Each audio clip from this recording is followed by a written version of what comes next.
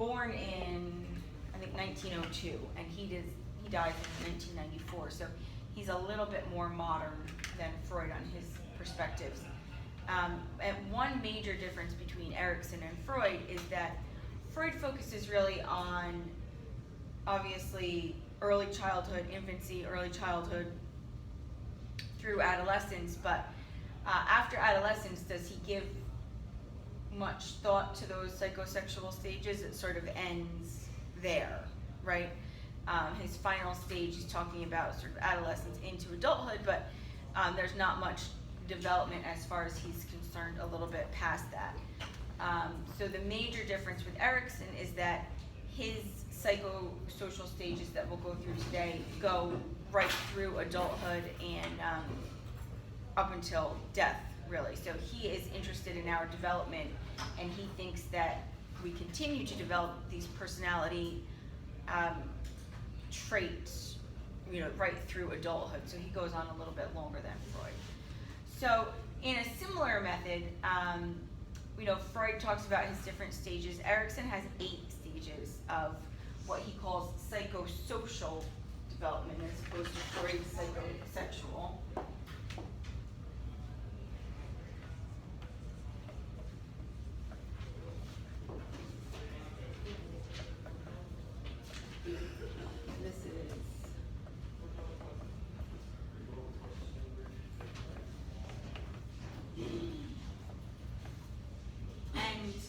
Each of these 8 stages that Erikson has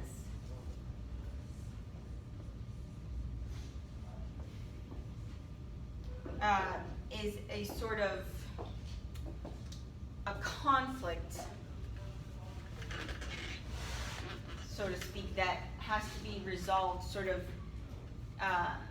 addressed and resolved in order for us as humans to move on to the next stage. So Erikson says we can't skip any of these stages. Every one of us is going to go through all 8 stages. We're going to go through them in the same order. So really, the factors that affect development, according to him, is how long it takes us to successfully go through each conflict and sort of come out on the other side. The more successfully being, I guess, healthily, as you'll see, we're going to go through, there's a sort of a positive and negative of each one, that we get through each conflict, the better chance we have in developing a healthy sort of personality, and less likely to have mental illness or personality disorders later in life. Okay. All right, so again, 8 stages. He's going to start right at birth, just like Freud. So the first stage for Erikson, the first of the psychosocial stages, is birth to 1 year, and it's the stage labeled trust versus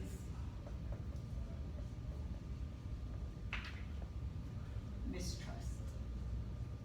Okay, so not dissimilar from Freud. What's going on, as we know, during birth to 1 year? What are infants learning, or what are they doing?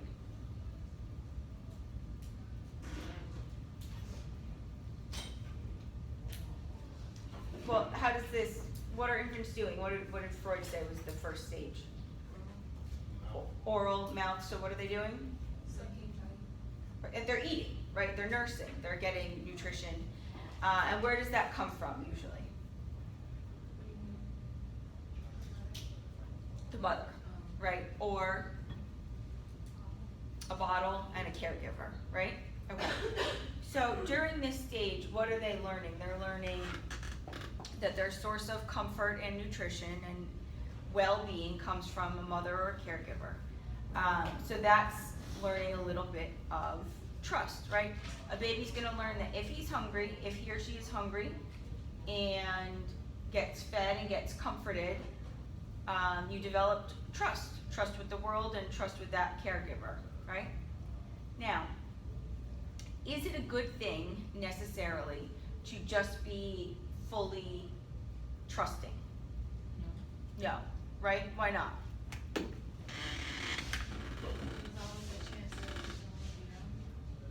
Yeah, it can be dangerous, right? It can be dangerous emotionally later on, but even physically, certainly also, right? So some mistrust, some development of mistrust is also important during this phase. They need to learn to tell the difference between, Erikson says honest and dishonest, but you could say safe and unsafe, maybe, people or caregivers. So there needs to be a little bit of development of each. We're not talking about fully trusting.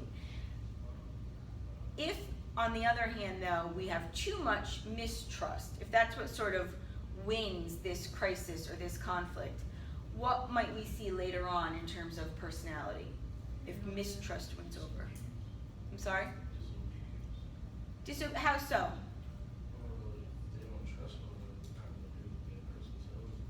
Okay. They're going to be suspicious of people and of their motives, maybe. Yep. What else? Reclusive. Yep, sure. Right? If you're not trusting, you're going to sort of be withdrawn, isolated. What else? What do we think in terms of like self-esteem or self-confidence? If we're mistrusting of the world, if it doesn't meet our needs.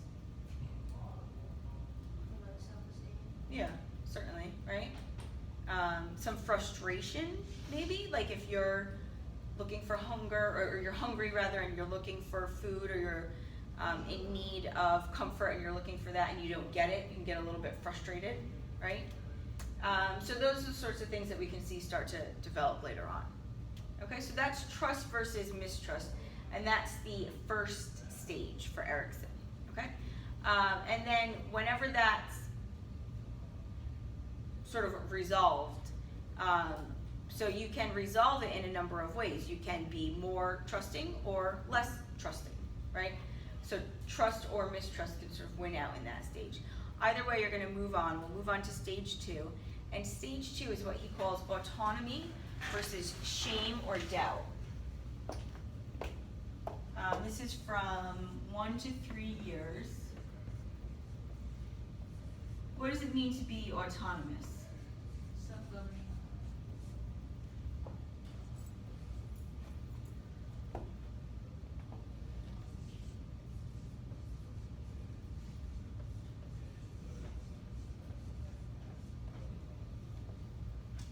Okay, so during this age period, 1 to 3 years, we're looking at older infants or young toddlers, right? And what are they learning to do? I mean, a lot of things, right? We talked a little bit about with Freud. What are toddlers doing this time? They're walking, talking, potty training, all sorts of physical development and skills. So all those things make them a little bit more self-reliant, and that makes them a little more autonomous, right? You can do things for yourself. What do you get? What kind of feelings or traits do you get when you're able to do things for yourself? Confidence, was that? Independent, right? Sense of empowerment. You learn how to make choices, care for yourself, right? Control. So those are all generally good things, right? Where do you think he's talking about when he says shame or doubt?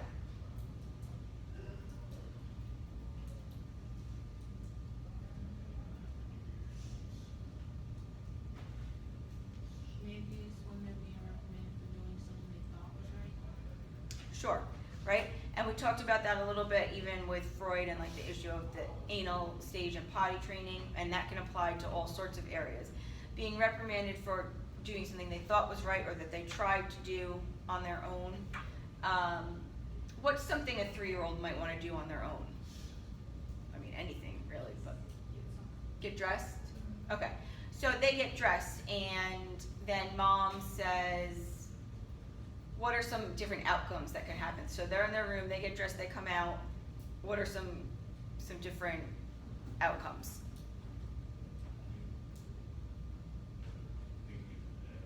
What's that? Like, one situation, mother could laugh and get me about the situation. Right, like you're not wearing that. Like that's ridiculous, right? You know, let's go back in and get you changed or whatever, right? So, that's one outcome. What else could happen? What else would mom say or could mom say? Yeah. Okay, like, you know, this is just wrong, right? Or she can say you look great, right? Even, I mean, regardless of what the child happens to be wearing, right? So there's a couple different ways. It could be addressed sort of kindly and with humor. It could be, there could be some maybe scolding and less patience involved. So there's a couple different ways that could happen. So if the child thinks they did this great job and they're feeling sort of independent, and then they come out and it's wrong and they've got to get changed and they didn't do it right, shame, doubt. So then it wouldn't be self-doubt?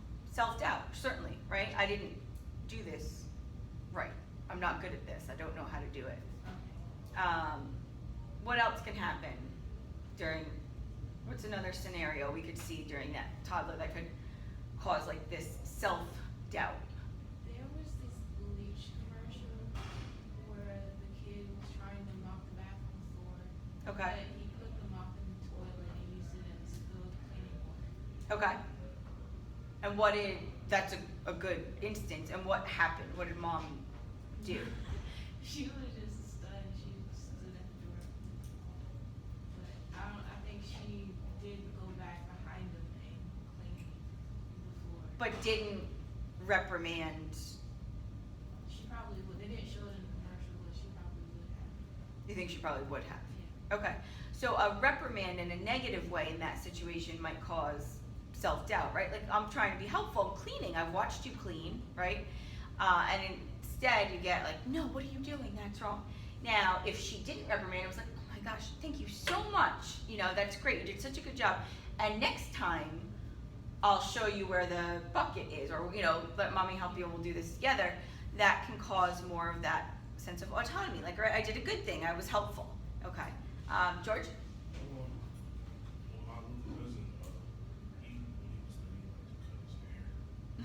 Yes.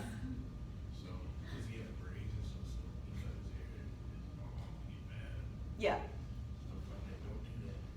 Not the barber, don't cut your hair. Right. And that's what happens in a lot of these instances where they're figuring things out. I cut my own bangs when I was, I think maybe a little older than 3, but pretty young. In fact, I must have been older because I think I hid when I did it. So I think I knew I was doing something wrong, but I really wanted bangs or something like that. You know, I did get in trouble for that one. But that one wouldn't have caused so much with the shame or self-doubt because I already knew, you know, that it wasn't something I was allowed to do. So that would have come a little bit older. Okay, so yeah, so if we develop more on the side of like that autonomy and we're feeling pretty good about ourselves, and that, you know, you can see that to this day, right? If you do something productive, or if you do something good, or you feel independent, you feel confident, you feel like a capable person, doesn't that make you feel good about yourself? You know, like, I did this, right? I did a good job, or I did something, especially like I thought I maybe couldn't do. That sense of autonomy or empowerment is a good feeling, right? Erikson also believes that during this stage is, and it's probably true, where we start to sort of encounter rules, right? When you're a baby, like up until a year and a little later, are there rules for babies? Can't really understand what rules would be anyway, right? But as you get a little bit older, we start to go through like rules and rule breaking, and that can have a lot to do with sort of how we feel about ourselves, and are we good or bad, so to speak. Okay? All right, and then moving forward, so the third stage is initiative versus guilt. So this is 3 to 6 years.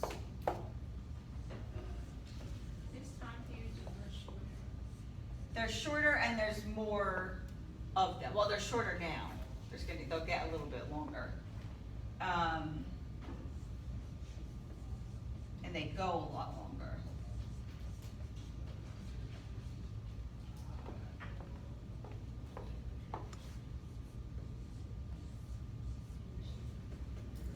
initiative versus guilt. So building on some of what we just talked about and what they're going through in the second stage, what kind of things, what does Erikson mean by initiative versus guilt? What are they learning, or what's happening with initiative? Hmm? Yeah, yep. They learn to initiate activities, right? So, maybe playing even on their own, or picking up toys, right? They might start to initiate some of these activities, hosting a tea party, something like that. What else?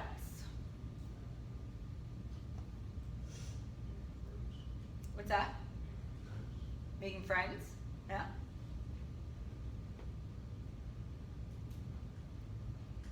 If you have more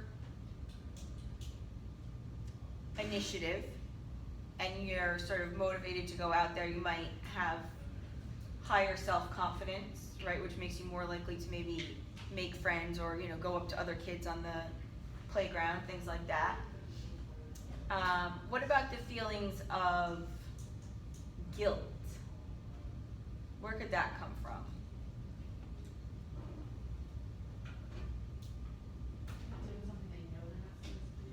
Right.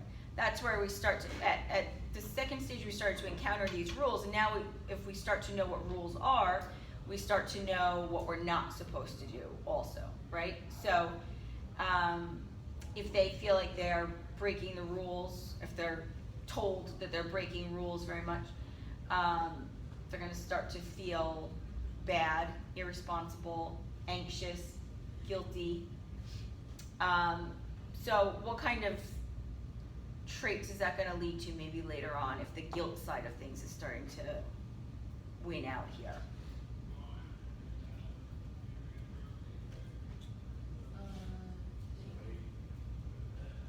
What's that? Yep. What kind of person do you think you are? What's that? Or bad, irresponsible, right? What's that, negative? Yeah, in general. What can make those feelings go away? Who feels guilty once in a while about something they did or didn't do? Probably all of us? Okay. All right, so what's a simple thing you could feel guilty about?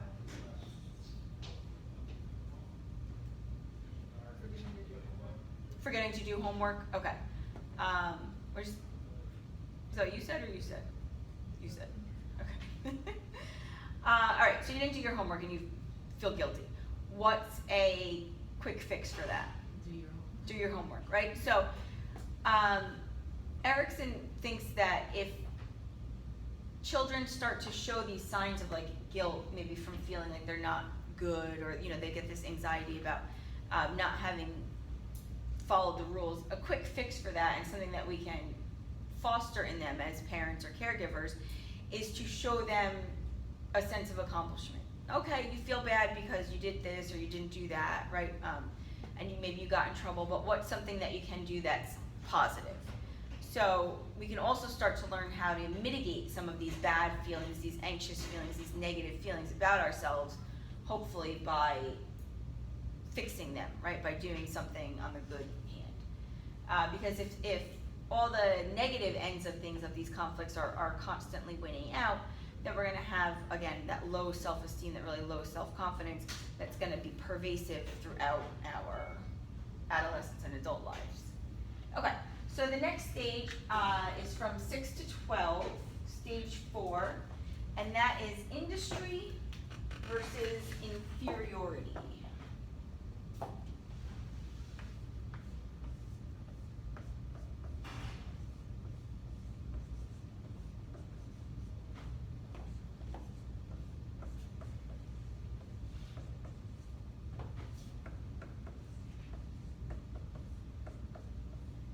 Now, some of the language here, right, though, is a little outdated. Industry versus inferiority, you could call, productivity maybe would be a more modern term for industry, right? To be industrious is to be productive to put out work. What could inferiority be? When I think of inferiority, I think of Matilda. I'm right, you're wrong. I'm smart, you're dumb. I'm old and I'm like big and you're small and there's nothing you can do about it. You're inferior, you're second always, Yeah. right? Not as good, right? And if we're thinking in industry versus inferiority, if industry is productivity, for example, what would inferiority be in that sense? What's the opposite of productivity? What's that? Worthlessness, maybe laziness, something like that, right? Okay, so what are kids again doing during 6 to 12? Where are we? What are we starting? School. Okay, so we start to develop this sense of industry because we're going to school, we're doing homework, right? Homework starts right away in kindergarten, right? And you guys are all too familiar with this. And what else do you do? What kind of industrious activities are we doing at this age? Play at recess, certainly. Games, skills, right? So we've got homework, we've got sort of the straight educational side of things, we've got play skills, game skills, social skills, physical, sports, right? A lot of people are little league, soccer, all that sort of stuff is starting as well. So we're developing this sense of industry and learning skills required. We're reading, we're writing, right? Skills that we need to have to get by in society. So a child that's struggling with this, maybe they always get picked last for the kickball team, maybe their reading is behind and they need, I don't know, a tutor, or they're going to like a reading specialist. What kind of feelings are they going to have? How are they going to feel compared to others? Inadequate, right? Inferior. I'm not good enough, or so-and-so is better than me at this. So that one is fairly self-explanatory, right? How are you going to feel? How's your self-esteem going to be later on? Not good. We've all felt, I'm sure, inferior in one sense or another, right? Everybody could at least tell you, what did grown-ups always ask you when you were a kid in school? How are your grades, and what's your favorite subject? Isn't that like a thing that I feel like I'm always asking kids that, oh, what's your favorite subject? And when you're a kid, or even later, what is your favorite subject usually? Recess. Well, yeah. Is it the one you're good at or the one you're struggling with? The one you're good at. The one you're good at, right? So obviously we like to do well. Learning, and that gives us a sense of pride, right? You feel good.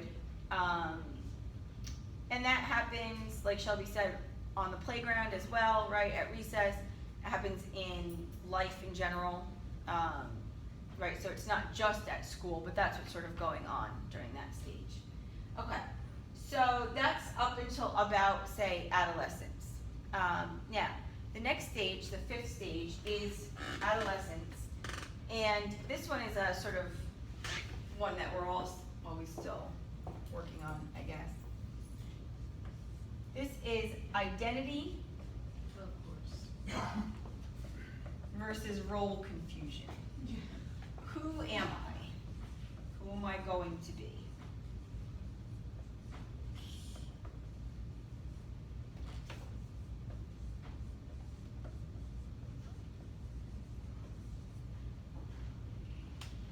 So, this is like the age-old question for all teenage angst, right?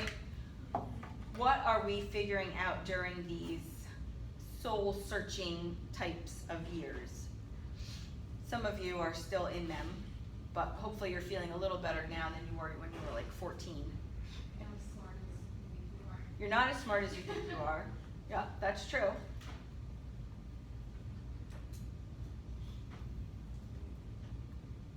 What do we start to develop? What's the difference? What's a I mean, you guys are so close to this. What's a big difference that you have, that you feel in yourselves between, 13 and 14 and now, maybe? It's hard. Back then I was a lot more careless. I didn't really care about anything. So, like, if it was something dangerous, I was gonna do it. I didn't think about it. I thought I was invincible, Mm-hmm. and that was my thing. Now I think about stuff like if I'm drinking, I'm driving. You start to develop enough of a sense of self that you get these self-protective, hopefully, qualities and characteristics, right? What else? Realize you become more independent. Certainly, right? You hopefully, and going through maybe some of these stages, right, and gaining that self-confidence and independence, but there's things you can do and you can trust yourself a little bit more, maybe. I certainly trusted myself and felt more capable, more self-confident at 18 or 19 than I did at 13 or 14, right? There's some big changes we sort of go through during this period. What are some other changes? Like, what was the difference between feeling like a freshman walking into high school and maybe a senior? It's like freshman year is like, oh, I don't know what I'm getting myself into, and then senior year is just like, can I just leave? Right, you're ready, right? Well, you think you're ready at that point for like the world. Like, I'm done, right? I can take care of myself now. I'm done. I'm ready to go. I'm ready for this. I'm ready for that. Maybe we aren't as ready as we think we were, but we're a heck of a lot more ready than we were walking in, right? So that sense of like terror that you might have walking in as a freshman, whereas a senior, like, I got this, right? Like, let's go. And then you go to college and it starts all over again. Yeah. Right. But, right, so you can really start to sort of find, this is, I mean, so cliche, right? But to say to find yourself, right? What are some, when you're in high school, we've got you have like the different like cliques and stuff, right? Different groups that identify themselves in different ways. What different cliques might you encounter in a modern high school?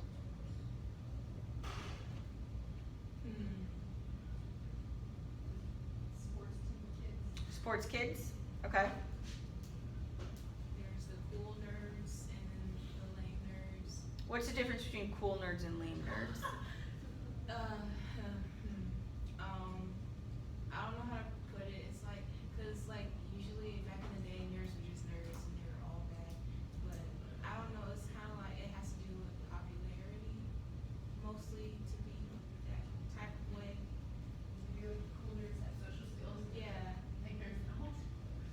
Okay. Yeah, that's good. And then like there are and from my experience, the autistic group, the special kids group, and we used to make jokes about riding the short bus because nobody wanted to ride the short bus. And then there's the race groups. You have Mexicans, you have your blacks, and you have your whites. It's crazy. How many different independent sort of groups or cliques do you think exist in a general high school population? A dozen? More than Probably more than that. Probably more than Yeah. And is there Intermingling? yeah. Hardly. I mean, the most common, like, if you're, how would you say, high on the social class, like, if you have more popularity, then you're gonna group together. Like, so the cool nerds would get with the sports kids, and they might mingle some, or something like that. It's like two different scales. Okay. Timing has to do with it too. Exactly. People that sit together at lunch aren't always the same people that hang out during class. Yeah. Because of when they have, Yeah, whoever's there. right. Yeah, and then there's also the grade levels. So there's like, you have the popularity scales, you have the cliques themselves, and then you have the grades, and then you have the timing. And so it's like all that put together is crazy. So it's no wonder that there's some sort of role confusion Yeah. and stuff going on right during that time. And the expectations in modern society on somebody who's 16 to, there are so many different roles and expectations you could have, right? If we were thinking about things more like a couple hundred years ago, and you were born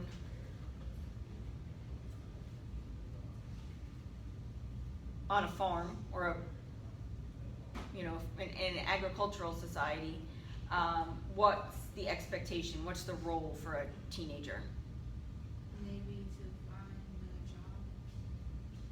Well, maybe you're in a farming, more agrarian And take society. care of learn how to take care of the farm. Yeah, you're gonna learn how to take care of the farm. If you're a man, you're gonna work the farm and get married, right? Find a wife. And if you're a woman, you're gonna Cook, clean. get married and have kids and cook and clean and support them. The expectation, now certainly that varied across, you know, cross-culturally, and other things come into play like wealth during that time, right? People of higher wealth and social stature, like nobility, there was a different expectation, but there would have been a lot fewer choices for people, right?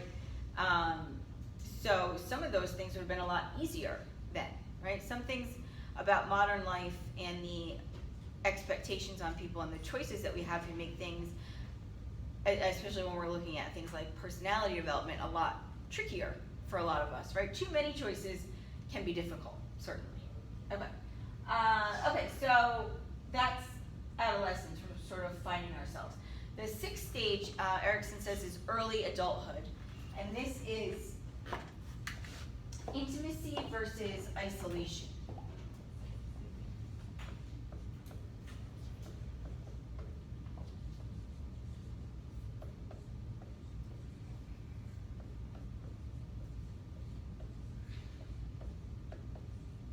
Okay, so if early adulthood is the period after adolescence, maybe 18 to 30, what are we doing then?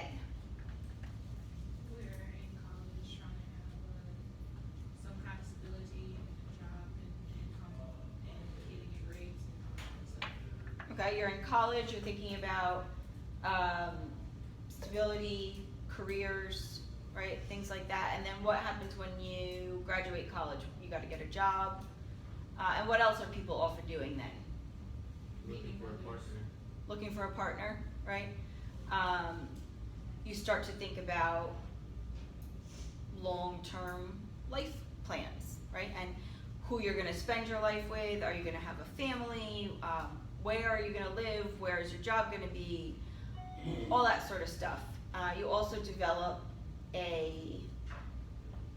through careers or through partners or through, I don't know, groups and activities, you develop, you know, a social network of friends that you do things with.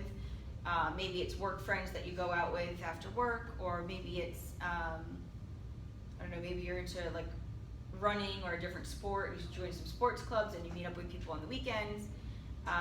Maybe you and your partner are going antiquing every Saturday, right? And that's what you start to develop. But we start to develop this sort of idea of this is what I'm gonna do with my life, and these are the people I'm gonna do it with. So if you aren't finding that, you can start to feel isolated, right? And it doesn't just have to be isolation in terms of not finding your partner yet, but maybe you haven't figured out what you want to do, or you're not having success getting sort of your foot in the door of the career that you're interested in, right? And it seems like everybody else around you is, so you can start to feel isolated there. Does that make sense? Okay. All right.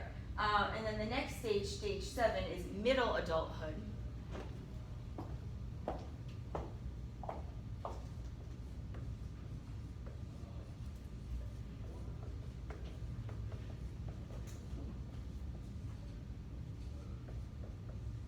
So many people by now, I don't know, middle adulthood, 30 to 50, 35 to 55, something like that. A lot of us are gonna have long-term relationships, we're gonna have careers, we might have children, families, a mortgage, right? All that sort of thing. And what becomes important now is what Erikson thinks or calls generativity versus stagnation. Is this reproduction? Generativity could be reproduction. In general, it's what am I leaving behind, right? What's my legacy? What have I made? So yes, children, right? What age group did you say? Middle adult, like 35 to 55.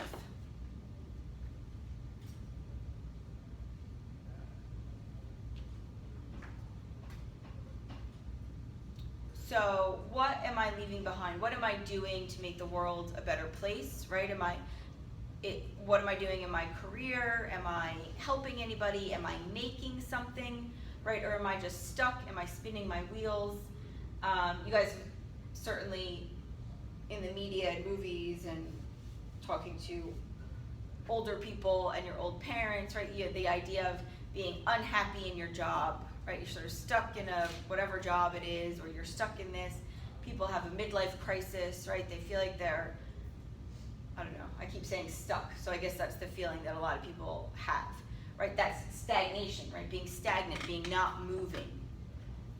So this is a fairly, although you guys haven't gotten there yet, I'm sure you've heard of the idea, right? This idea that we get somewhere and sort of stop moving, stop going forward, don't feel productive. Okay. And then the final stage for Erikson, the 8th stage, is late adulthood. So really, I guess I would say retirement age, 60-ish, 55, 60 until death.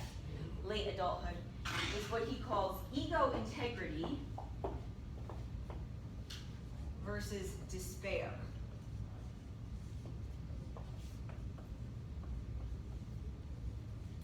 So what is ego integrity?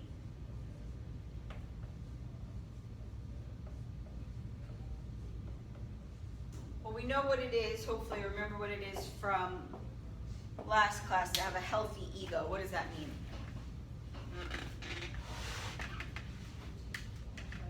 Balance in between. Yeah. Secret. Well balanced, feeling fairly decent about yourself, right? An okay sense of self-esteem. How does that come into play in late adulthood? Think about interactions maybe you've had with grandparents and stuff. What are some things that they talk about, or what are concerns that they might have? Have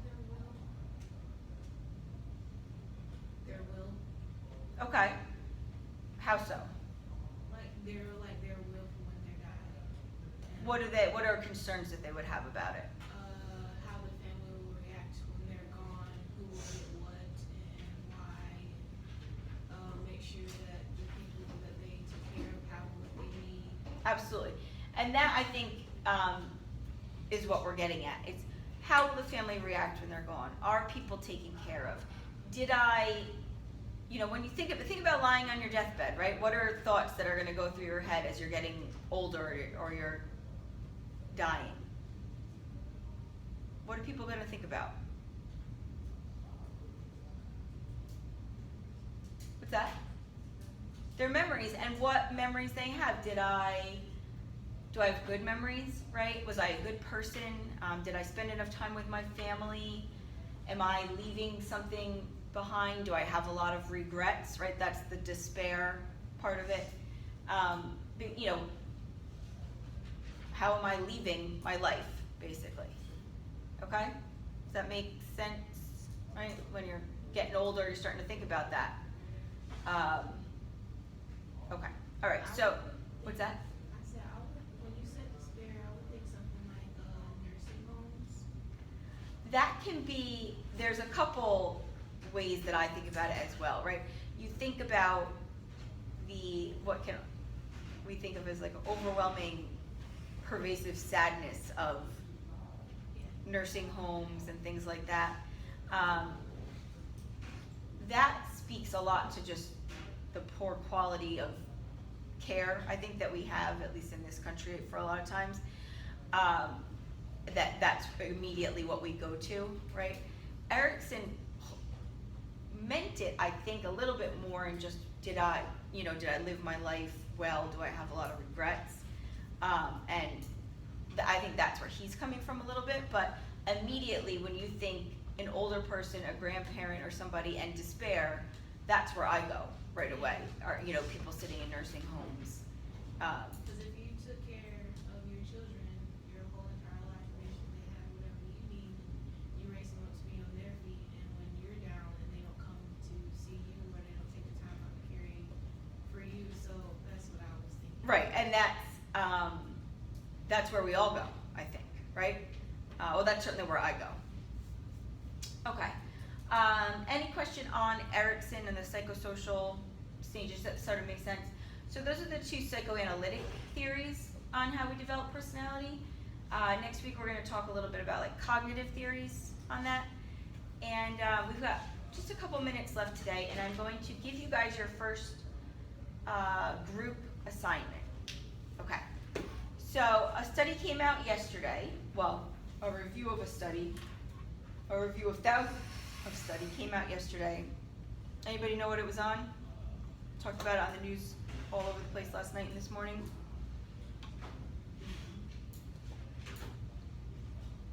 No? Okay. They did a giant, they being the National Academy of Science, Engineering, and Medicine, did a giant analysis on over 10,000 studies on the effects of marijuana, which is a common issue, the things that are going on now because states are legalizing it for medicinal purposes, recreational purposes, talking about the effects marijuana has on a lot of things. So this big report came out that had analyzed almost every study out there, right? Tons and tons of studies. And they had a couple different findings, had many different findings, more than a couple.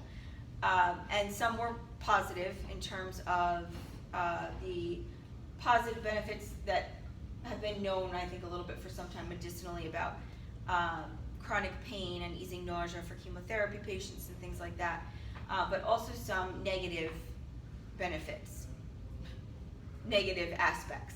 Wouldn't be a negative benefit, would it? So what I'd like you guys to do is, let's see, there's 9 of you in here right now. Technically there's 13 of us. I think on average we've got about 12. Let's break up into groups of 2 or 3, your choice, and hopefully we'll have a couple other people here on Wednesday. We'll break up into groups of 2 or 3, and I would like in 2 weeks from today, which is Friday the 27th, it'll be due, I want a 2-page summary on the effects of marijuana on the developing brain, on the adolescent brain. Now, you do not need to go out and independently research these studies. You're going to read through this report from the National Academy of Science, Engineering, and Medicine. If you just Google today marijuana study, this will be the first 100 results. Okay, this is a big, big study that just was released yesterday, so you'll have no trouble finding it. What was the actual place though that did the study? It's the National Academy of Science, Engineering, and Medicine.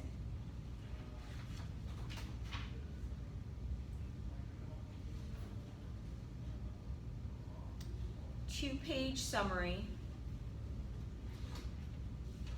on the effects of marijuana on the developing or adolescent brain.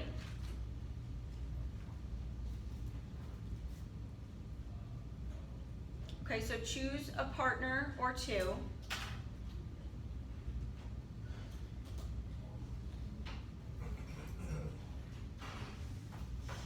Basically, you're just gonna turn in a 2-page report with both your names on it, okay? Typed, double space, the standard thing. The only thing that you don't need to cite because the only source you're going to use is this report.